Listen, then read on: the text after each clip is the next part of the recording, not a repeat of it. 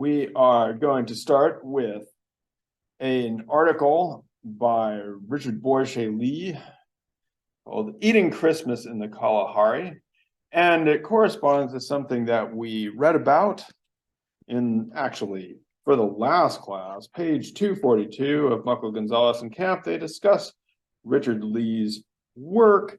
He was really a kind of pioneer in the sense of one of the people who most probably affected our perception of what hunters and gatherers were doing and what kinds of food ways and life ways and what their lives were like.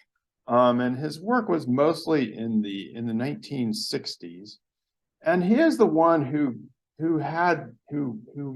got this quote from. He asked one of them, well, why don't you plant things? Why don't you have agriculture? And one of them said, why should we plant when there are so many mongongo nuts in the world? And mongongo nuts are actually these incredible. I should actually bring in a picture of some mongongo nuts now that I think about it. So these incredibly nutritious, dense, rather large nuts that you can do various things with and cook with them, cook them and just eat them. And so, wow, what's the need to try and grow something like wheat or corn when you can just go and get the mongongo nuts? Now, you may remember that quote. That quote actually was something that came up in Jared Diamond's Worst Mistake, where Jared Diamond says, well, which would you rather be in Ethiopia or Africa, when there's so many mongongo nuts? Why would you try to be a peasant farmer? And of course, Diamond was trying to convince us the worst mistake was agriculture. I say borrowed. I think that I've actually claimed that Jared Diamond was straight up plagiarizing from Richard Lee. He never gave him credit at all. Points off Jared Diamond for that one. That was just completely appropriated. But that said, it wasn't Richard Lee's quote either. But he's the one who recorded it. This also became used, borrowed again, but this time with attribution in an academic sense, in an essay written by Marshall Sahlins that appeared in a couple of volumes, but perhaps most famously in a book that used to be required reading for all anthropologists. I think this came out in 1972, so 50 years ago, called Stone Age Economics. And Sahlins wrote about what he called the original affluent society. And what he was saying is that there are two roads to affluence. He said you can become affluent by being rich, by having a lot of stuff in your numerator. But you can also be affluent by having few demands or few needs. And Sahlins was like, well, the hunter-gatherers have figured out a way to have affluence or wealth by shrinking the denominator of human needs. And so along with Richard Lee, they were calculating that you could satisfy all of the needs in 10 to 15 hours of work per week. So you could have lots of time for dancing and storytelling and all the things that we love to do. So back in the day, Sahlins called it the Zen road to affluence, and his work has been quite influential as well in sort of reconceptualizing what we think of gathering and hunting. In this account, it's more of a story, of course. It's not. There are some articles by Richard Lee in which he goes into the numbers and how many hours and how much food it takes. But this is this kind of gives us a sense of what his field work was like. It's kind of more intended for a popular audience. It's got some wonderful clicks, so you can practice your click language, trying, one of the different forms of clicks, whether you're breathing in or breathing out. It makes a difference in your click sounds. So it's an interesting story about how, there he is. He's what does he say there? Liberal handouts of tobacco So he is able to share tobacco. They like that stuff, but he didn't feel like he could share his food supplies with them. Why not?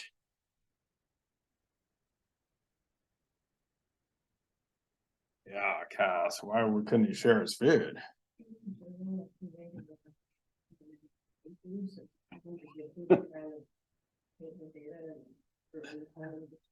Yeah, He was very good at calculating things, right? So he was actually great at sort of saying how many, to do the work that he did, he had to figure out, well, how many pounds of meat or do you have, how much vegetable that, he was pretty good at all that calculating stuff, but he couldn't share the food that he had brought because then, they'd all be coming around and eating canned tomatoes instead of mongongo nuts or whatever they were doing. So he was studying these food ways, and sharing food would disrupt the economy there. So that was what he couldn't do. And of course, as we've talked about, their economic system was hunting at that time, more based on hunting-gathering society.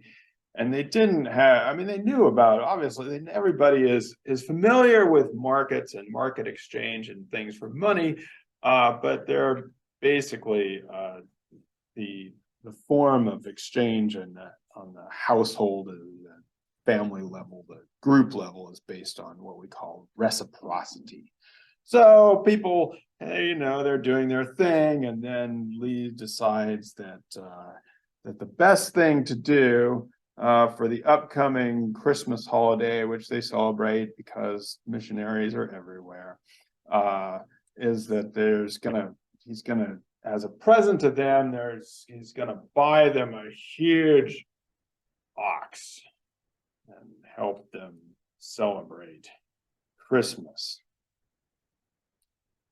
Ariana, you said this was familiar, having a big ox for Christmas.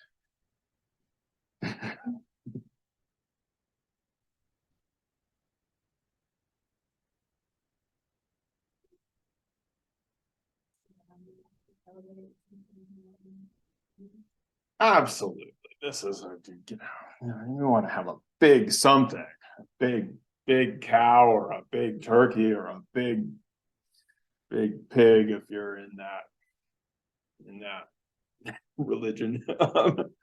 So this is a pretty familiar thing. And so it seemed like the best thing to do for your host is buy them this big ox. What happened, Alex?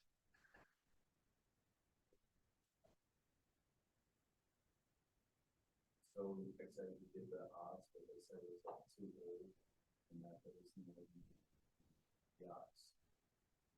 Yeah, old bag of bones. What are we gonna eat? We're probably gonna fight each other because there's no fat on it, and we want fat. And so they're making fun of him, they're teasing him, they're like almost ruined Christmas for him.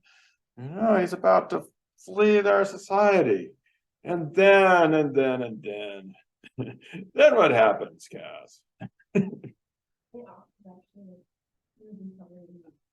It's huge and covered with fat, which Lee knew. He was like, wait a second, am I losing my mind? I know about these things. I know about cattle. I can estimate this. It's got to be covered with meat. They slaughter the ox. They start laughing, dancing for days on end. Most beautiful Christmas party ever, which leads us to wonder what was going on. Why were they making fun of them? Had he just gone to the people of the bad people out there, the group of assholes, our hunter-gatherers, just jerks? It's kind of, why would they do this? Why would you do this? Yeah. Gotta keep them humble.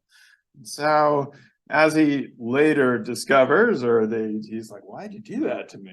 He said, well, hey, if somebody is coming back with a big animal from a hunt, or in your case, just because you could buy it, you don't want them to get a big head. You don't want them to get, level up and get all all happy with themselves. And so this is a way of preventing arrogance.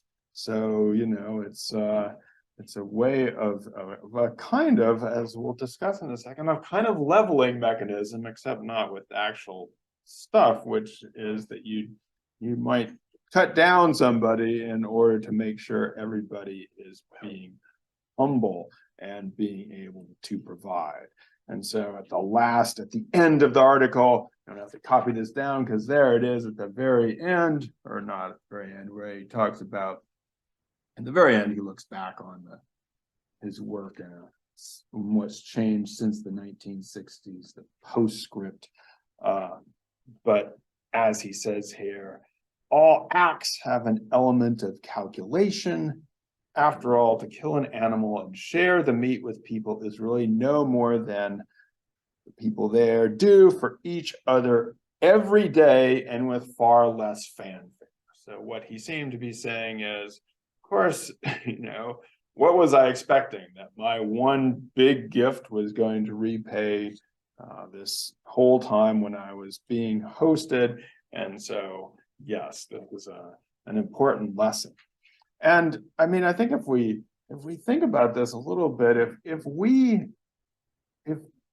in their society everybody is, and they said that this applies not just to Lee but to others, if you keep people humble by when they give you a gift, you don't necessarily say thanks, or you might even insult it. Why do we expect to be thanked when we give people a gift? I certainly want to be thanked.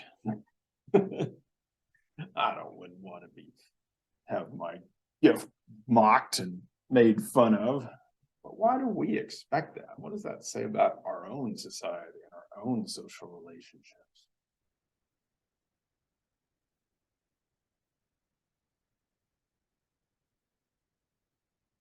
Yeah. I feel like we're a very greedy society. A very what?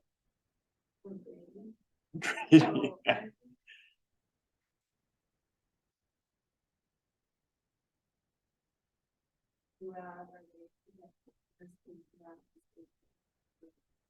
And for them to not appreciate it. Very American. It's very American. I do think, yeah, I don't want to be too down on us, but we are a very unequal society. And this is a relatively egalitarian society. And so when we give something, there's still that element, I think, of like, okay, it's the higher ups who give to the lower downs, and the lower downs are supposed to appreciate it and get down on their knees and be happy about it. And certainly when I give something to my kids, I want them to appreciate it and say thanks. I don't know, I hope my kids aren't greedy, but I want something. Yeah, I want that back. Yeah, Jess.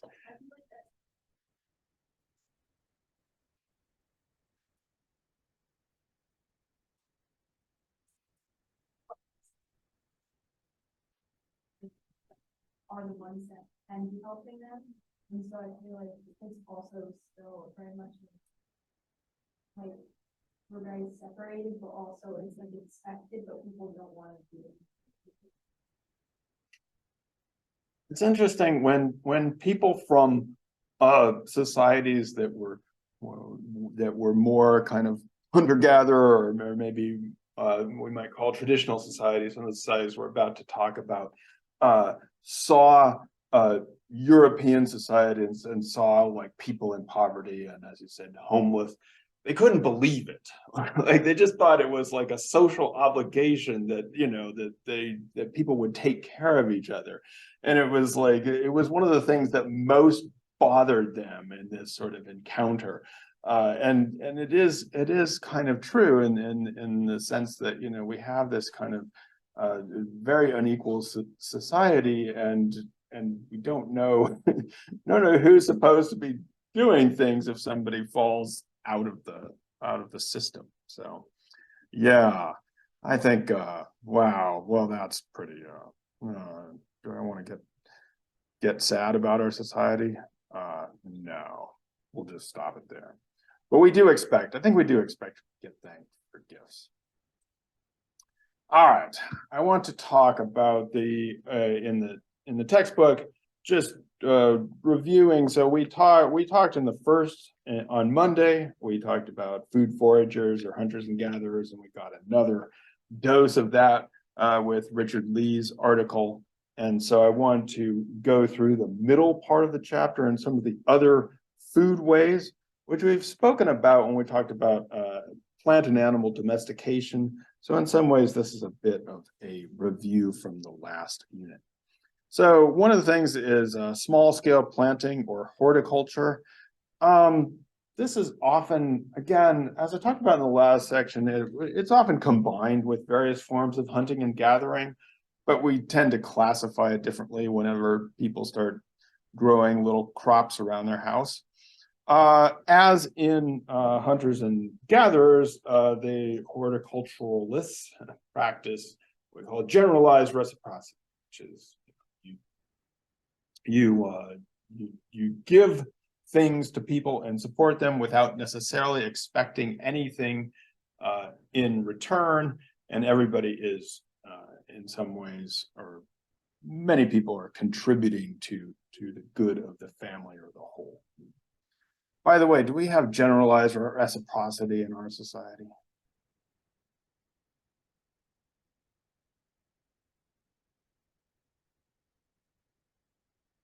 How much did your parents charge you for your food and lodging last year? Yeah, we do. We still have it. All societies have forms of generalized reciprocity. It's usually often expressed in the family, right? People providing for each other. They don't usually bill you at the end. Maybe your parents do, but usually not. So they usually provide. We have these kinds of relationships with our friends and with our family. In horticultural societies and in other societies and in our own society too, we also see something that is called balanced reciprocity. And in balanced reciprocity, it's more like, it starts to be perhaps more like what we might consider trade, but it's like kind of trade with a delay, where someone will give someone something, maybe there's a couple examples in here that are very famous in anthropology, the Kula ring, where people trade armbands in one direction and necklaces in the other direction. And the idea is you're supposed to give someone something, and then you're going to get something eventually of larger or equal or larger value in return. And so there's more of an accounting system of what has been given to each. And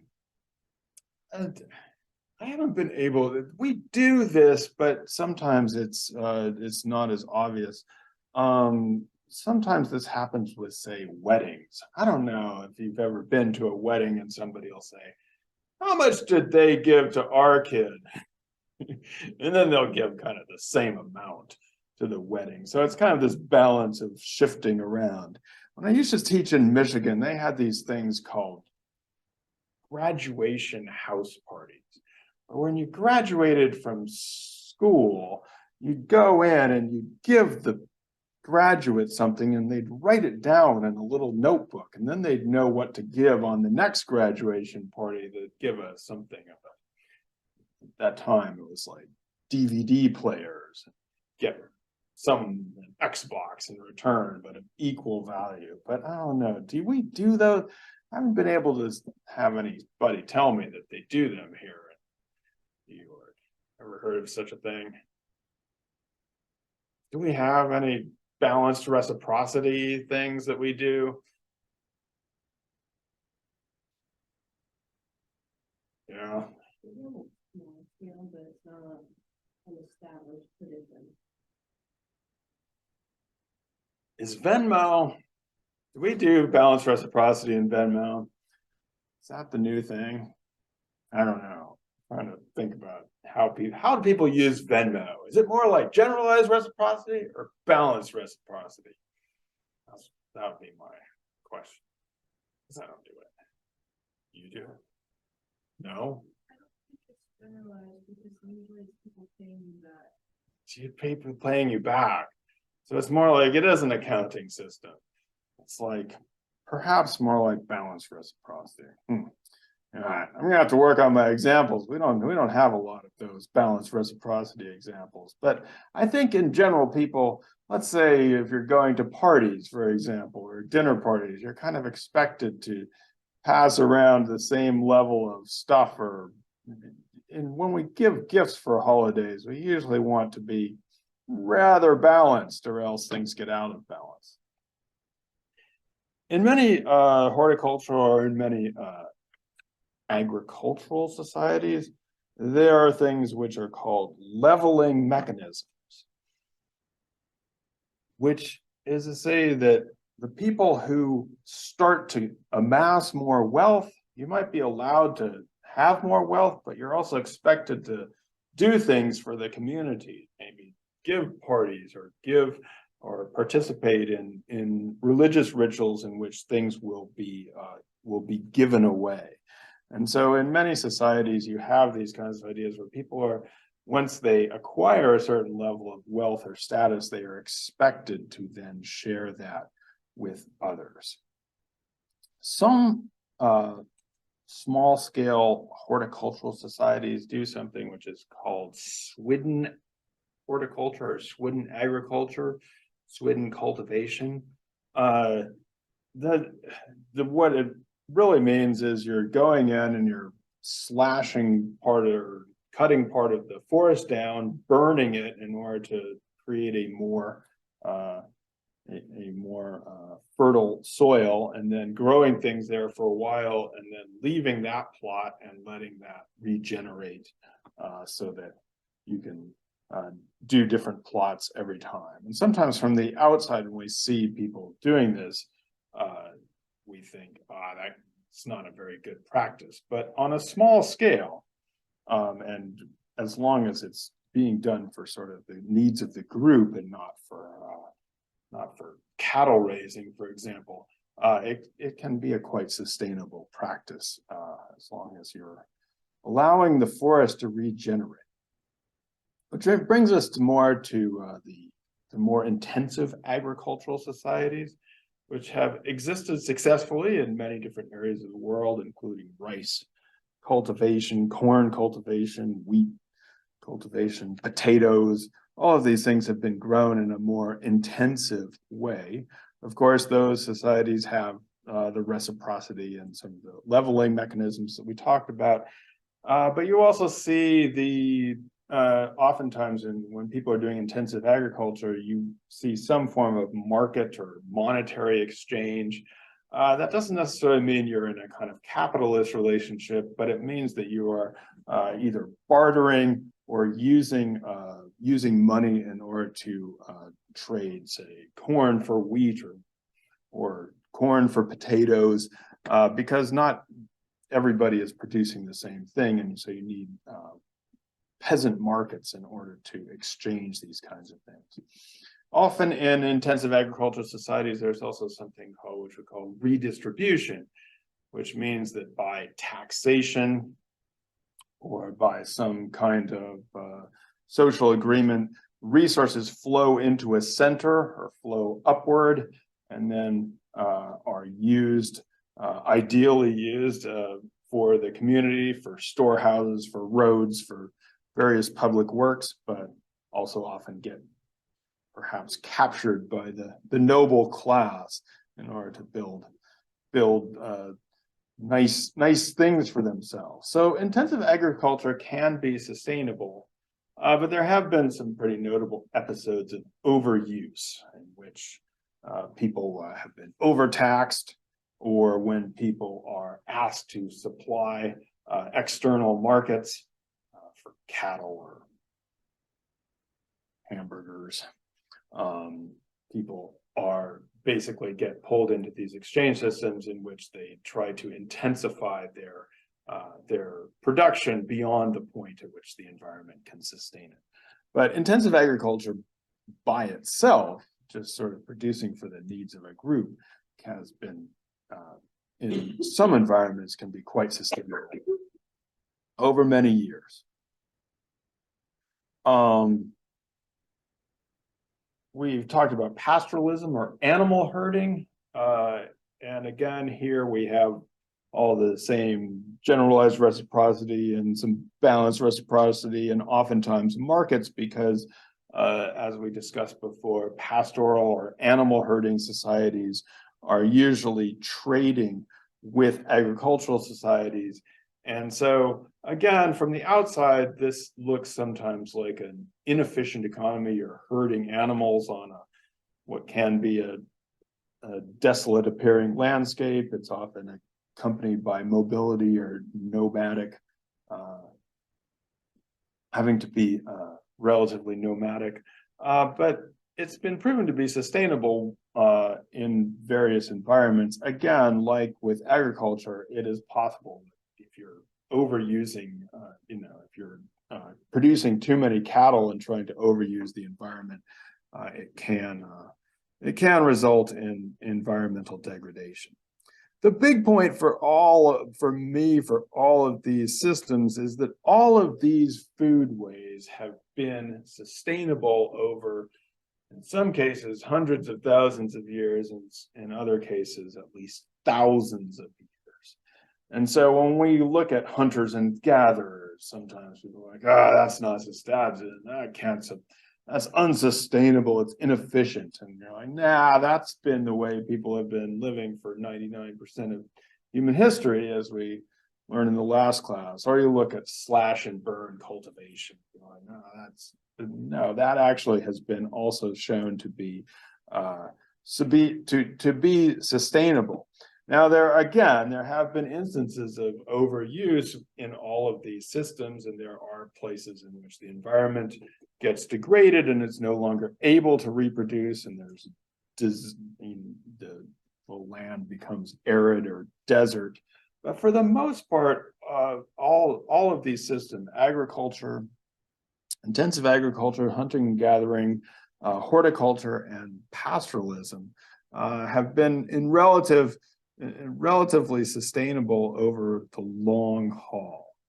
What has not been, or is what we're currently living out, and we'll talk about in the next class as an experiment with how sustainable is going to be, basically began in some ways with a specific form of intensive agriculture, which is the intensive plantation agriculture that was implemented in the Americas and then in other parts of the world to produce things like sugar and cotton and tobacco, which then set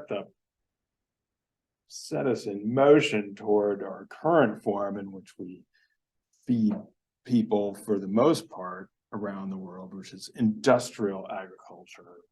We might say super concentrated intensive agriculture, where we group up and use lots of chemical fertilizers and those kinds of things in order to really ramp up production. Whether this is sustainable is in some ways a very open question. We've been doing it for a couple hundred years, but not at all as long as some of these other systems, and it seems to have some pretty intense effects.